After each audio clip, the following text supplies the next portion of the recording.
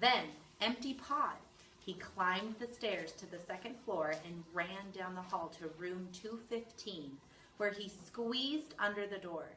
Keith was still half awake, his eyes glinting with fever under their heavy lids.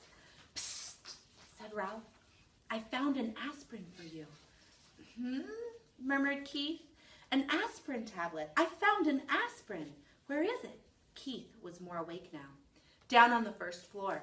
Oh, Keith was obviously disappointed. "Now wait," said Ralph. "I can get it up here, but I've got to have some help. You'll have to let me take your sports car."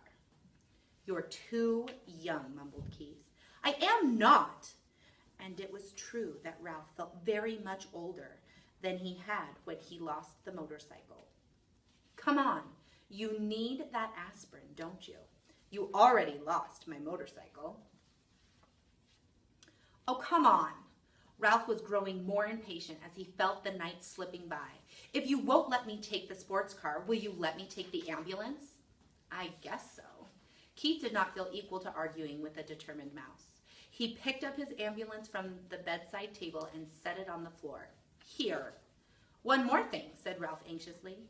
"Do you think you could manage to open the door for me? I know you feel terrible, but it is the last thing I'll ask. Honest, and I promise I'll have the aspirin up here in no time." Keith sighed, but he slid his feet out from under the sheet and, hanging onto the bedside table, reached over and opened the door. Ralph was already seated in the white ambulance with the red cross painted on the side. "Wee, wee, wee." He took the corner into the hall on 2 wheels and sped down the bare floor between the wall and the carpet until he came to room 211. Here he slowed down and then went wee, wee, wee, good and loud. This carried him, as he had planned, to the elevator. It was a crucial moment. Now he would find out if his plan was going to work. The little dog in room 211 began to whimper and then to bark, just as Ralph had planned.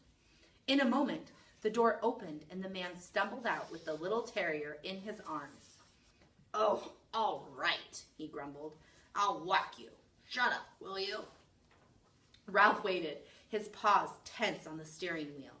The man walked groggily to the closed elevator door where he managed, in spite of the wriggling dog in his arms, to push the button. Soon the elevator door slid open. Ralph knew that timing was important. The man entered the elevator. The dog barked. "Wee, wee," said Ralph, hard enough and fast enough to shoot the ambulance at great speed across the yawning crack between the floor of the hall and the floor of the elevator before the man turned around. As the dog's owner turned, Ralph steered skillfully around his feet and parked the ambulance behind him. The man pressed the button, the doors closed, and the elevator actually began to descend. "Do you know what you are?" the man sleepily asked the dog. "You are a nuisance. That's what you are. A 4-footed, hair-covered nuisance." The dog ignored his master. "I know you're down there," he yapped to Ralph. "If I could just get down, I'd get you." Ralph did not answer. He was taking no chances. He waited quietly inside his ambulance until the man had carried the dog out before he drove out of the elevator.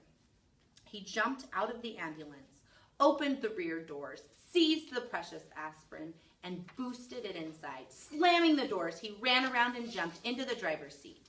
There was not an instant to lose. Whee! Whee! The ambulance moved toward the elevator, but unfortunately, by this time, Ralph was slightly out of breath. The front wheels of the ambulance caught in the crack between the floor of the lobby and the floor of the elevator. The ambulance was stuck. "Oh, no," thought Ralph. "Not now. I can't fail now."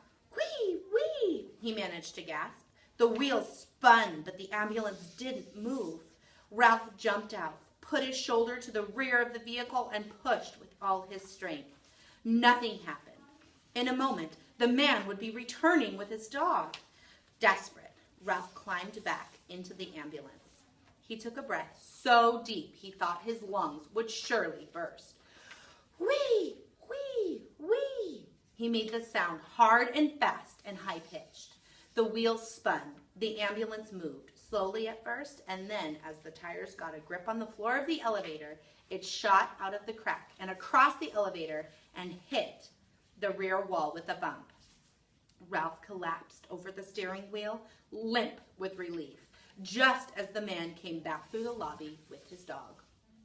"I guess some boy lost his toy ambulance," muttered the man, more awake now, as he stepped in and pressed the button. "Toy?" thought Ralph indignantly. "This ambulance is carrying medical supplies to the sick." "Boy, my foot," yapped the terrier. "It's that dastardly mouse. Let me down and I'll get him." Ralph did not try to answer. He was saving all his breath now to get the ambulance across the crack once more. The man slapped the dog lightly on the nose and said, "Be quiet. I took you outside, didn't I?" Fortunately, the elevator door stayed open behind the man as he walked out, so Ralph had no trouble driving the ambulance out and down the hall to room 215. The door had blown shut, but he did not care. He jumped out of the ambulance and ran around to the back, where he unloaded the aspirin, shoved it under the bedroom door, and squeezed under after it. "Hey, Keith, I got it!" Ralph was filled with triumph. "I brought you an aspirin.